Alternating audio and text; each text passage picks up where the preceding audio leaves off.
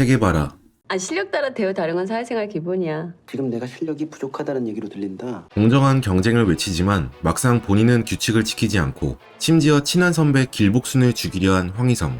변성현 감독은 모순적인 모습이 자신과 많이 닮았다고 이야기했죠. 감독은 스스로 말로는 혁명적인 걸 이야기하지만 자본을 쫓아가는 모순적인 사람이라고 평했는데 캐릭터를 연기한 구교환 배우는 변성현 감독을 녹여내기 위해 그를 자세히 관찰했다고 합니다. 원래 세상이 모순투성이야. 평화를 위해 전쟁을 하고 진실보다 거짓을 믿고 싶어하지. 변성현 감독이 디렉션과 철학을 장황하게 늘어놓기도 하지만 어쩔 때는 쭈그려 앉아있는 현실적인 모습에서 모티브 삼았다고 하죠. 특히 황희성의 모순적인 면모가 가장 잘 드러나는 부분이 바로 이 복장인데요. 원래 회사에서 미운 털이 박혀 돈을 많이 벌지 못할 때에는 옷도 헐렁헐렁한 체게바라 티셔츠를 입고 다녔습니다. 체게바라는 쿠바 혁명을 이끌어 이상과 혁명을 상징하는 대표적인 인물이죠. 하지만 막상 자기도 A급으로 올라갈 불공정한 기회를 마주하니 옷도 정장으로 깔끔하게 갖춰 있습니다. 희성씨 오늘 A급 승진했잖아요. 갑자기? 왜 그냥 갑자기 이렇게 됐어요. 즉 마음 한편으로는 이상서의를 꿈꾸고 있지만 막상 현실적으로 돈은 필요하기 때문에 결국 자본주의적 결정을 내린 거죠. 그런데 아무리 모순적인 캐릭터라도 마지막에 굳이 길복순을 죽이려 할 것까지 있을까 싶은데 그 이유를 크게 세 가지로 보면 우선 원래부터 길복순의 자격지심을 느끼는 인물입니다. 본인도 킬러로서의 능력이 뛰어나 자부심을 가지고 있지만 최고의 킬러 길복순에게는 밀리는 것에 질투를 느끼고 있었죠. 그리고 실제로 회사에서 C급 대우를 받고 있었는데 정작 본인은 그 이유를 잘 모르고 있었습니다. 차민희가 희성의 아버지가 환자로 있는 병원으로 찾아온 장면이 있는데 경찰이란 조직에도 그런 사람이 있죠? 실력은 있는데 못 크는 사람. 윗분들한테 미운 털이 박혔거나? 그래, 미운 털. 자세한 대화 내용이 나오지 않았지만 사실 길복순과 잠자리를 가지는 것에 차민규가 질투해서 C급 대우를 받고 있었던 것이라 얘기했겠죠. 희성은 그동안의 불공정한 대우가 억울했고 의도한 건 아니었지만 그 원인이었던 길복순에게 화살을 돌렸던 겁니다. 저는 평생 A급 못할 줄 알았나 봐요. 그동안 누구 덕분에 일 못 받았는 줄 알아요? 마지막으로 돈 때문인데요. 회사가 허가한 작품만 할 것. 셋째, 이 장면을 자세히 보면 차민규가 무허가 작품을 하면 안 된다는 규칙을 얘기하는 타이밍에 희성이 하품을 합니다. 희성은 회사 몰래 무허가 작품을 맡을 정도로 경제적으로 궁핍한 캐릭터인데요. 킬러로 번 돈은 대부분 아빠 수술비로 사용했기 때문에 본인은 집 없이 한강변 트레일러에 살고 있다는 설정이죠. 차민희가 길복순을 죽이면 A급 대우를 해준다고 했으니 본인이 생각하는 이상 사랑과 의리보다 결국 현실을 택하다가 쓸쓸하게 죽음을 맞이하는 결말이었습니다. 참고로 희성의 핸드폰에는 차민희가 미친 여자라고 저장되어 있는데 희성이 길복순을 죽이려 한 건 맞지만 진심으로 차민희를 따르려고 했던 건 아니었고 돈 때문에 대기업의 희생양이 된 것임을 드러내는 연출이네요. 근친과 M 성향. 아메리카노 맞죠? 시럽 없이. 송곳니 보인다 너. 조심해요. 물리면 아프다. 좀 따끔하더라. 길복순과 신경전을 벌이는 MK 이사 차민희는 친오빠인 차민규가 MK 대표이기에 혈연 덕분에 임원이 된 인물입니다. 차민희는 킬러 경험이 없기에 다른 킬러들이 무시할 수도 있죠. 본인도 그걸 잘 알기 때문에 오히려 더 회사의 관리 측면이라도 적극적으로 기여하는 모습을 보입니다. 실제로 회의 안건을 내고 주도하는 것은 물론 무허가 작품 조사 같은 뒤처리 업무와 신규 킬러 양성 및 영업 실적 관리 등 다양한 업무를 담당하고 있는데요. 성격 또한 귀여워 보이는 얼굴과 달리 차갑고 칼 같은 오빠를 닮았기에 절대 만만히 볼 수 없는 캐릭터이죠. 오늘 무슨 안 좋은 일 있으세요? 분위기 봐서 족 같으면 안 묻는 게 예의예요. MK 대표이자 오빠인 차민규와 영화 내내 야릇한 케미를 선보여서 처음에는 둘이 연인 관계인 줄 알았는데 알고 보니 친남매라는 설정이라 솔직히 당황스러웠습니다. 오빠 눈에 내가 미친년처럼 보이지? 적어도 난 나한테 솔직해. 오빤 그거 못하지? 이 대사를 보면 차민희는 오래전부터 친오빠 차민규를 사랑해왔던 걸 알 수 있죠. 그래서 차민희가 왜 길복순을 그토록 미워했는지 이해되는 장면입니다. 차민희는 그렇게 규칙을 좋아하는 차민규가 길복순에게만 항상 예외 두는 걸 질투하는데요. 책 50에 읽는 순자에 따르면 순자는 절대 하지 말아야 할 행동으로 노와 기를 강조했습니다. 노는 노여워하는 마음, 기는 남을 시샘하는 마음으로 공적인 일을 위해서는 분노 조절을 잘하고 남을 질투하면 안 된다는 뜻인데요. 길복순 영화는 마지막 후반부에 갑자기 모든 일이 엉망으로 꼬여 결국 대부분의 등장인물들이 죽게 되는 결말을 맞이하는데, 사실 생각해보면 이 모든 것은 차민이가 길복순을 질투해서 분노하는 것으로부터 시작되었죠. 참고로 차민이는 성적으로 M 성향을 가지고 있습니다. 이는 어렸을 때부터 킬러인 오빠 밑에서 폭력과 살인과 가까이 자랐기 때문에 근친이나 M 성향처럼 삐뚤어진 애정관이 성립된 것 같아요. 칼 손잡이.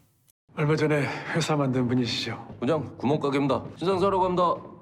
지금 신상산의 애들 빼고는 구멍가게 됐잖아. 신상사는 잔혹한 성격을 바탕으로 회사를 빠르게 성장시킨 인물입니다. 차민규가 규칙을 세울 때만 해도 회사를 세운 지 얼마 되지 않았는데 이후 킬러 업계에서 MK 다음으로 거의 유일하게 입지를 다지게 됐죠. 나름 업계에서 힘이 있기 때문에 차민규에게 말 한마디라도 대꾸할 수 있는 역할로 나오지만 또 그 때문에 죽임을 당합니다. 규칙을 어길 수가 없습니다. 제가 규칙이니까요. 이때 차민규는 칼날이 아니라 굳이 칼 손잡이를 이용해 신상사를 죽이는데요. 이건 차민규의 세 가지 특성을 한꺼번에 보여주는 연출입니다. 우선 칼 손잡이로도 사람을 죽일 수 있는 차민규의 킬러로서의 능력과 잔혹한 성격을 보여주죠. 또한 차민규의 규칙에 대한 집착을 보여주기도 합니다. 차민규는 신상사를 죽이기 위해 새로운 규칙을 하나 세우는데 바로 신성한 회의 중에 장비 꺼내지 말 것이었죠.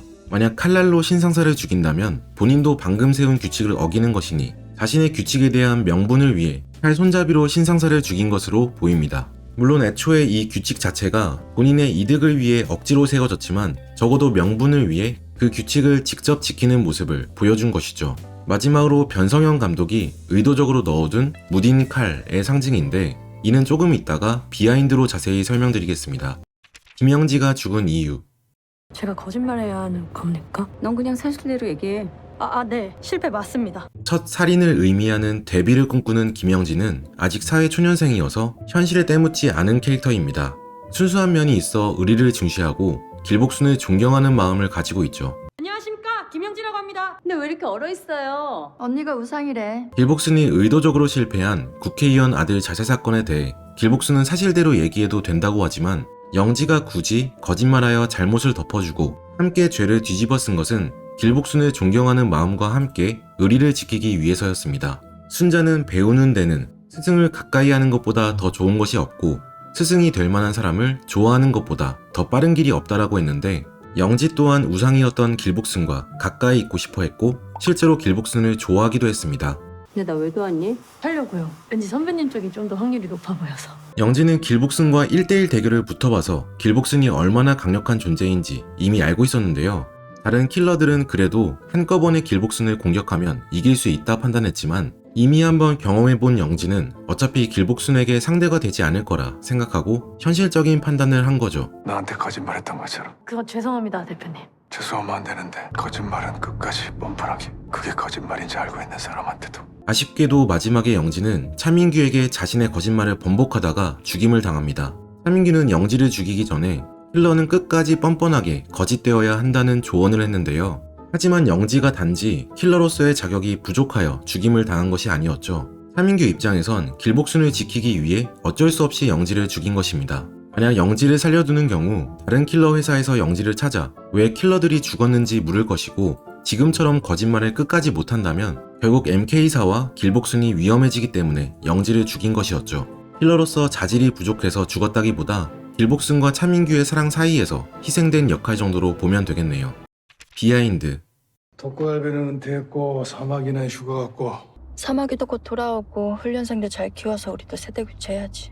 영화 내내 사마귀라는 킬러가 여러 번 언급되지만 결국 끝까지 등장하지 않는데요. 일부 네티즌들은 사마귀가 가장 불쌍한 인물이다. 휴가 잘 갔다가 돌아오니 회사가 망해 있다며 재밌는 댓글을 달았죠. 마지막 딸에게 CCTV를 전달해준 킬러였거나 만약 2편이 나온다면 세계관 확장을 위해 여지를 남겨둔 것으로 보입니다. 후보가 많았어. 율지문도 김구 안중근 다들 사람을 죽였어. 난 농계로 골랐어. 여자가 하기 힘든 일이잖아. 위대한 인물들의 공통점이 모두 사람을 죽인 것이라는 대사가 논란이 되었는데요. 킬러 세계관을 담고 있는 영화 내용으로만 분석하면 딸 길재영이 길복순을 닮아 킬러로서의 면모가 있다는 점을 드러내기 위한 수단으로 보입니다. 하지만 실제 위인들을 살인자로 표현한 부분은 충분히 문제의 소지가 있어 보이죠. 변성현 감독은 이에 대해 그 상황은 재영이가 엄마에게 말도 안 되는 질문을 던진 뒤 복순을 떠보는 상황이라며 위인을 비하하거나 희화하는 의도가 전혀 없었다고 인터뷰했습니다. 참고로 2007년에 한국은행에서 고액권 후보 10명을 추린 적이 있었는데요. 5만원권은 지금 나온 대로 심사임당, 10만원권 최종 후보로는 김구가 선정되었지만 정부에서 인플레이션이나 뇌물 강화를 문제 삼아 10만원권 제작은 중단되었다고 하네요. 또 하나 논란이 되었던 건 살인 의뢰 봉투에 순천 전라 표시가 일배식 표현이라는 의견이 있었는데 이 부분에 대해 변성현 감독은 본인 의지가 아닌 연출부가 제작한 문서 봉투이며 전라도를 비하하는 의도는 전혀 없었다고 얘기했습니다. 길복수는 사건을 처리할 때마다 시뮬레이션을 통해 다양한 상황을 예측해보고 최적의 수를 찾는 캐릭터입니다. 이런 길복순의 능력은 연출적으로 다양한 액션을 보여줄 수 있다는 장점이 있는데요. 예를 들어 차민규와의 대치 상황에서 시뮬레이션 능력이 없었다면 차민규가 더 강력한 킬러이기에 단 한 번의 전투로 길복순이 허무하게 죽는 결말을 그려야 했을 것입니다. 하지만 시뮬레이션 연출을 통해 다양한 액션 장면을 그려낼 수 있었죠. 배우들이 그만큼 다양한 액션을 소화해야 했기에 심각한 부상을 당하기도 했는데요. 실제로 감독이나 배우 모두 액션 영화는 이제 안 하고 싶다고 할 정도였지만 그만큼 볼거리는 더욱 풍부해진 것 같네요. 또 하나 특징은 킬러 세계관을 구축할 때 영화의 현장을 많이 차용한 것입니다. 킬러들이 소속사를 가지고 있고 계약서를 작성한다거나 잘 나가는 킬러들을 A급이라 표현하고 존경합니다. 선배님처럼 9시 뉴스 나오는 작품 어떻게 한번 해볼 수 있을까요? 넌 아직 어리지 않니? 살인을 작품이라 표현하는 등 영화 현장에서 사용되는 구체적인 실무 용어를 활용하여 킬러라는 비현실적인 직업을 친숙하게 표현한 거죠. 길복스는 배우 전도연을 모티브로 만들어졌기 때문에 실제 전도연의 모습이 많이 담겨 있습니다. 변성현 감독은 워킹맘 전도연이 일하는 모습과 엄마로서의 모습에 간극이 컸고 그 지점에서 힌트를 얻어 영화 길복순을 기획했다고 하죠. 밥 먹자. 나 아침 먹고 왔는데. 떡볶이. 거기? 응? 거절할 수 없는 제안이네. 길복순이 떡볶이를 좋아하는 모습도 실제 전도연을 닮았는데 이는 유퀴즈에 나와서도 밝힌 적이 있습니다.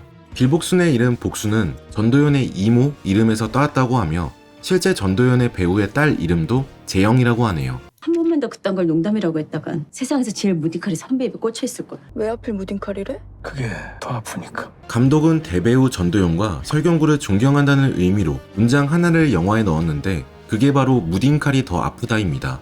나이가 들어가면서 인간은 자연스럽게 여러 능력이 쇠퇴하지만 그만큼 더 성숙한 연기 표현이 가능한 두 배우에 대한 리스펙의 의미죠. 전도연과 설경구 모두 몸을 아끼지 않고 열연했으니 이 표현이 잘 어울리는 듯 하네요. 책 50에 읽는 순자는 당연히 초라해질 운명을 지닌 50은 없다며 다른 사람과 비교하여 불행할 필요 없이 어제의 자신과 비교해서 더 나아지는 삶을 살기만 한다면 언제든 변화할 수 있다고 합니다. 새로운 도전이 조금 늦은 게 아닐까 걱정하는 시점에 지혜로운 변화가 필요하신 분들께 추천드립니다. 지금까지 책트폭행이었습니다. 오늘 함께 읽은 책 50에 읽는 순자, 저자 최종엽. I know that I'm well away from being a perfect guy.